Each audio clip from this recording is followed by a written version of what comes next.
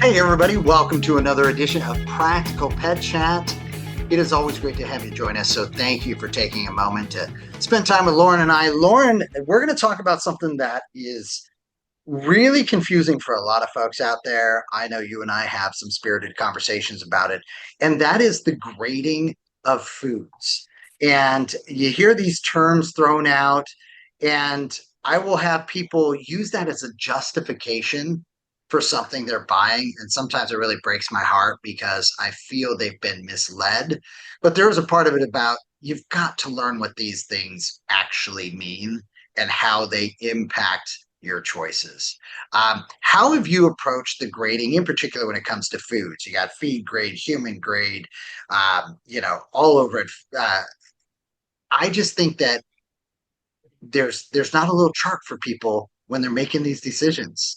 So how do you give guidance, especially when the folks were coming into your store, so that they had a better understanding of what that actually meant, what the impact was, so they could make a better choice?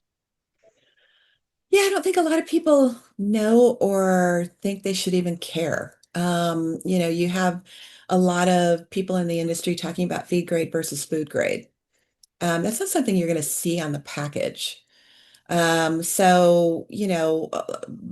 A lot of industry folks will talk about it and they'll talk about what the differences are and you know, a lot of times the consumer will come back and be, I don't really know what that has to do with me. I buy my food from such and such a store, so I know it's going to be good. The problem I think it needs to be somewhat more relatable, for the average consumer onto what that means. So, it's also has to do with demographics. I was going to say logistics, but demographics, because feed grade in areas with farming and things like that isn't necessarily perceived as a negative. So it really, I think, needs to be brought more to the understanding of um, specifics that would more greatly impact the understanding of the consumer. And by that, here's what I mean. Feed grade, feeding feed to animals who get feed, farm animals and things like that. That's one thing. Even within their food, there's going to be levels of good, better, best, right? Yep. When you're talking about our companion animals, it really is a broad dynamic because some of that feed grade should really be called garbage grade. It's downright garbage.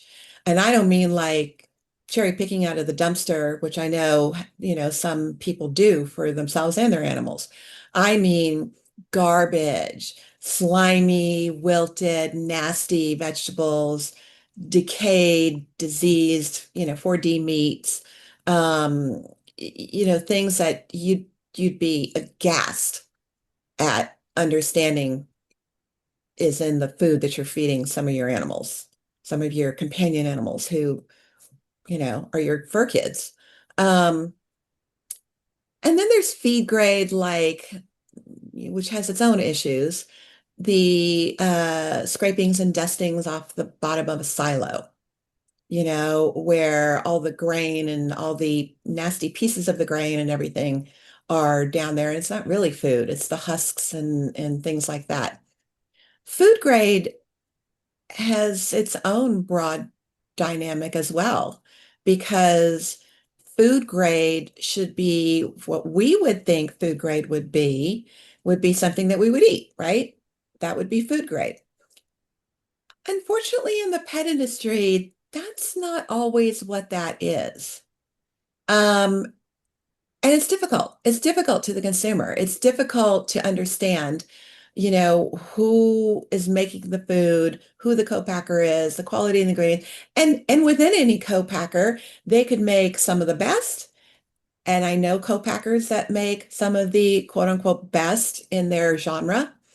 And then they also make some of the worst that's out there.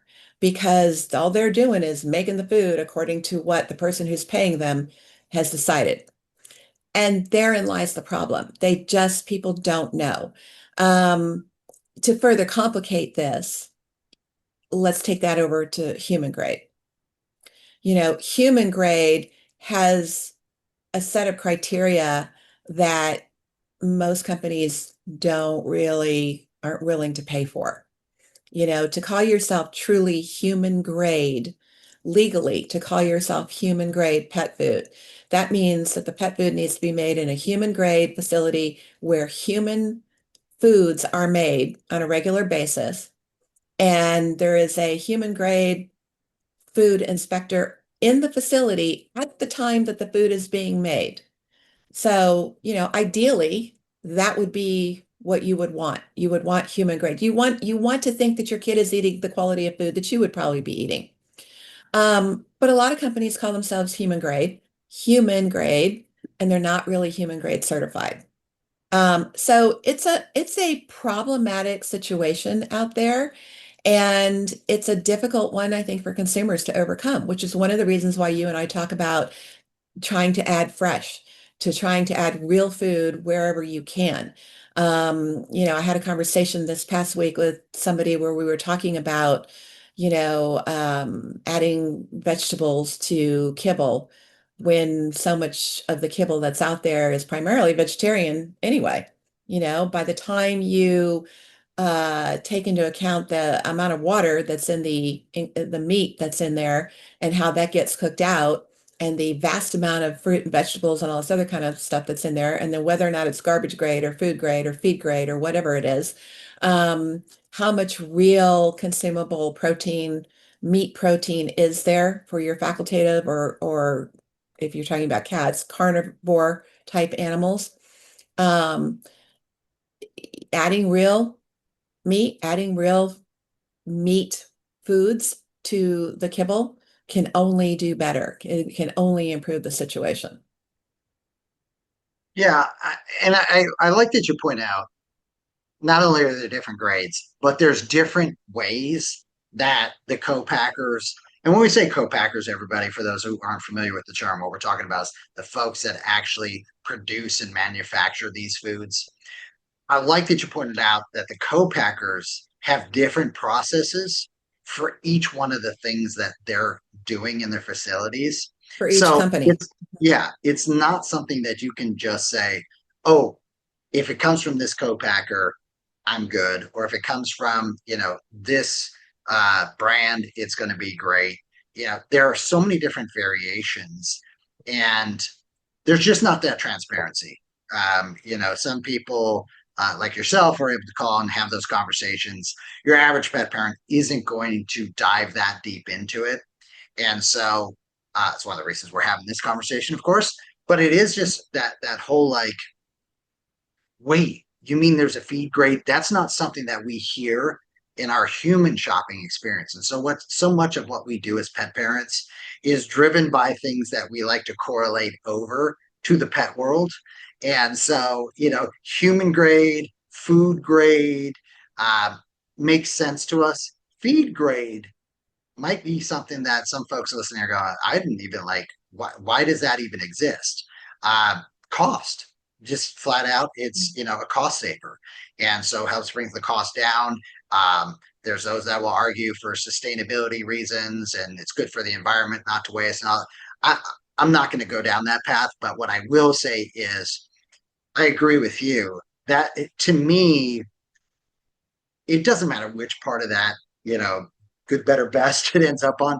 That is why it's so important that we're adding fresh things in if you're feeding a kibble to your pets. That freshness is something, no matter what, is going to be missing from that packaged kibble, you know, uh, final product. And it's one of those where you start and where you end are so different. And that's why understanding these three different levels is so important. But I've also seen and heard, the studies, the folks, all the rest of it that talk about by the time it goes through this process, it doesn't matter if you started with A, B, or C, because your best outcome is still going to be here. And that's the part that's a little bit heartbreaking when I hear someone say, "Oh, well, I've got this grade because I know because I made a call or I saw it on their website or this or that." You know, good for you for getting some information on it. But I also don't want you to feel duped. And that's when I think you and I get the reach outs from pet parents. That's why Yeah. they're reaching out because they're feeling like, what I was told it was this. I had an expectation of this, yet I got that. And I feel horrible for doing that to my pet. I never would have done that. It's that whole like, well, if I had known, I would have bought, the best. Well, this is just a starting point and one of the factors. So don't let, something like it's got a grade. I mean, we grow up from childhood on, being graded, I've got kids in school and, it's like, oh, my grades. I'm like, throw away the grades. How are you feeling? What's your knowledge base? Grades are subjective and I can twist them 15 different ways. I want to know that you're grasping the concept. I want to know that you know how to apply it. Same thing here. You know, because there are feed grading ingredients that I would argue are not that much different than at least food grade. Human grade, there is that extra level, so there is some oversight. But it's in that combination, and you and I talk about balance a lot. Wow, that's the problem, right? If you're starting at the bottom of that in combination with others, or if you're starting at the top, but you're bringing it down with additional things being put into it that bring it down the chain, how much of an impact did that really help? Right. Well, if I'm sitting here while you were talking about Pontificating? thinking about how would I relate that to human food? Feed grade to me for human food would be high fructose corn syrup, canola oil, genetically modified, which you're definitely going to get in most pet foods. Bioengineered, all of those things. I mean, let's face it, we have problems with human food systems. Pet food is just the dumping ground Yeah. for everything that you can't do, that you can't sell in human foods. So, I had a conversation also with a pet parent who said, "Well, I don't want to feed anything processed." And they were buying raw. And I was like, okay, I struggled over this one, because like, do I tell her? I told her. I said, so let me make sure you have an understanding. I own a store. Everything in here is processed. Okay. There is some better than the other. Well, no, I'm buying the raw. Right, but it's processed. Yeah. Okay, you're not taking the straight meat and adding just straight vegetables and things. It goes through a processing. It goes through whether it's a processing of HPP or bacteriophages or just how it's put together, however it comes in. There's a process that takes place to get it to its end product that you're buying. And it's the same thing if you're buying a cooked or an air dried or a freeze dried. It's still processed. Is there better processing than others? 100%. But you have to get to that level of understanding and not buy into the manipulations of, well, because I'm feeding this, I'm not feeding anything processed. You are, though, and it's okay. It's okay because you could be feeding that, which would be way worse. But again, the closer you get to real food, the closer you get to fresh food, the Yeah. closer you get to, less cooked, less overcooked, less diminished and usable product, the closer you get to a better diet to be consumed all the way around. And that's difficult. I mean, let's face it, all of us, just as humans, we all cheat. We all eat stuff that is bad for us, because it's good. It's really yummy. If you look at some of the worst pet foods out there, some animals are crazy about them. That is by design, and they're yummy as all get out. But, and I've had that conversation with clients go, but he loves it. I'm like, mm-hmm. I know, and lots of people like I don't know, candy bars. But again, it's not something you should make a steady diet of. And they don't really understand it. And again, it isn't easy. Clients will tell me all the time, show me on the packaging where the grading is. I can't show you on the packaging. They don't put Right. that there.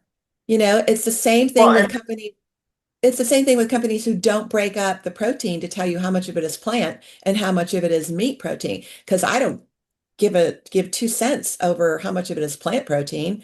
I'm feeding a facultative carnivore or a carnivore. So right then and there, this is not the food that I should be feeding, without boosting it or without making a change to be sure that I'm nurturing the animal that I'm feeding. yeah, no, and I love that what you just called out. Even if it's on the package, even if it's in the pitch from the company, there is not a breakdown of those ingredients and which ones are which grade and all. There's not enough room on a label to do that. Okay. Let alone they're just not going to put in that effort because, let's also be real. Most of the time, these companies don't have people at their co-packer for every run that's going on.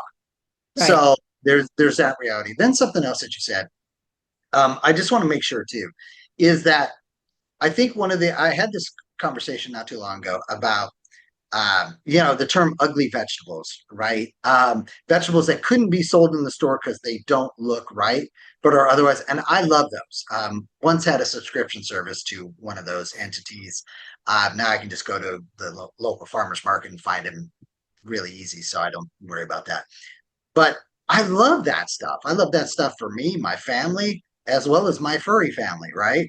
As well as for the tortoises, as well as for, the bearded dragon. That's not what we're talking about here. We're not Right. talking about things that don't look appealing but still have a ton of nutrition. We're talking about things that unfortunately have been degraded to the point where the nutritional value is likely not effective enough for it to really be something of positive substance in what you're feeding.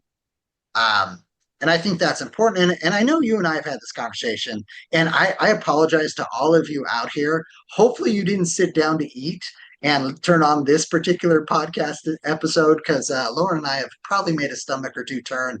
And I'm about to do it one more time here. Lauren, I would love for you to share with everybody.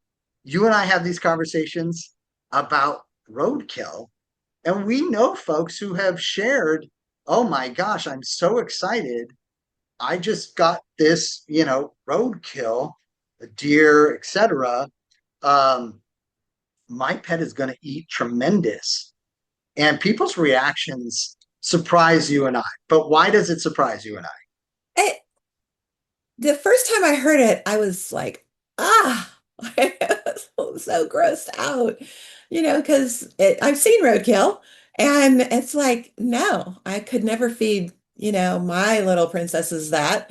Um, but I actually stumbled across, or it was recommended to me by social media or something like that. There are groups online on social Yeah, media that actually are roadkill groups. yep, And I had to understand it. I had to know about it. And I got into it. And once you get past the no, no, no, no, no, no, no, no, that's going on and the whole time that you're thinking about it, you start to understand why they do it in the areas of the country that they do it in and the reasoning behind it. So I get it to the extent that if you can be sure that this is a healthy creature that right. suffered as a result of, just the modernness of speeding cars in their Wrong neighborhoods, and place, wrong time. right, Yeah. that kind It- of thing, the fact that we're encroaching into all their lands. Um, that's one thing. My bigger concern comes into play when it was the animal poison. Did they stumble out into the road because they were poisoned and disoriented? Right. Is there some way to test that? Because I know here in Texas, there are people who will pick up deer that have been hit and they'll Yep. just load them up. And, there's that wasting disease that they have to have them tested for, whether they shoot the deer or whether they pick the deer up off the roadside, they have to test for that. And it's all, I'll confess, I'm a city girl, so it's all a little bit, like, whoa, yes, I'm a hypocrite. My meat comes wrapped in cellophane, and doesn't have a face, and it doesn't look like what it was when it was, because then I'd never eat it. So admitted hypocrite. But I get it. It's more likely to be that if dogs were out and about, they'd eat it, they'd pick it up, but the dog would know. The dog would be able to sniff it and know if something was wrong with it too. There's a lot of animal instinct that kicks into place. So, it's just thinking about those things and ensuring that those have been addressed. I can't really find a reason not to think that's okay. Right. No, and like you, I mean, I was introduced to it many years ago by several folks who were doing it, and they swear by it, and they've had very healthy, successful outcomes with their pets. So, and And that's it's why free. And it's free. it's free. It's a resource that otherwise is going to go to waste, or realistically, other animals in the wild are going to feed on that. I Exactly. My concern always is like you, the point, did something poison it, which is why it's just so important. I see folks quite often like, oh, just put a rat poison out there. I'm like, the ecosystem damage to something like that is really unbelievable if you were to look into it. um, and so, but I wanted to hit on another one that you and I have talked about as well that I think people would be surprised. You and I have advocated many times for different folks, and that is we have human standards of when something should be sold by or used by. Right. And to me, this is one of my golden saving, scenarios, which is, oh, the meat can't be sold for human after this date, but that one day later, it can and is Hmm. often used. And I knew a couple of rescue organizations that was how they were actually able to feed their animals Right. a much better, healthier diet, not by going out and getting the on target date, but the day of and day after, and even beyond. Freezer burn. You and I have talked about that. Freezer burn is Yep. a human concept. I've never had Sugar, Zoe, Bella, any of the animals I've run into go, hey, looks like there's a little freezer burn on this steak here. You want to Hmm. return that, get me a new one? So all that to say that and where we started off too, by the way. So feed grade versus a little bit of freezer burn. I know which way I'm going. And hopefully after this video, you all have that as well. I want Well, to give you the just last boost word. your meals. Yeah, boost your meals, add real food, add real meat, to whatever it is you're feeding. Do the best that you can. It's 50% off if you buy it past the date. Give it the smell test. There's no reason that you can't feed better than what you are, Yeah, and not have it be painful and have it I, not be painful. Yes. I love that. Hey, we know you've got a lot going on in your week. Thank you for joining us here on Practical Pet Chat. You can reach out to us with your suggestions, your tips, maybe your questions as well at practicalpetchat@gmail.com. Hit us up on all the different social media networks, our website, practicalpetchat.com. So many things going on for Lorin and I, but we really appreciate you taking the time with us. Make sure you share what we're doing with one of your friends this week. Maybe they'll pick up a tip or two. Thanks again. Appreciate you. Bye, guys.